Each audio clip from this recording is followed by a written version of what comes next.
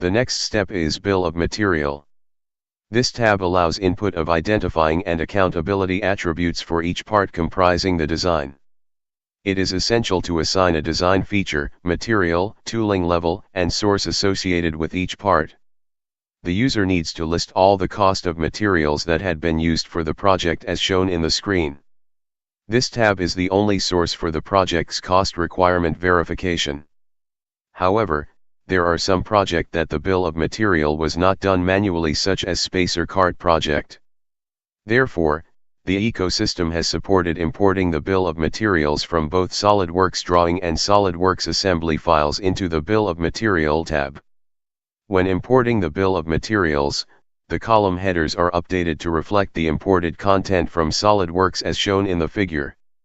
With this method, the bill of materials would be more completed with all the cost including material, manufacturing, and expanded cost, which will help to track more detail in the total cost calculation for the project.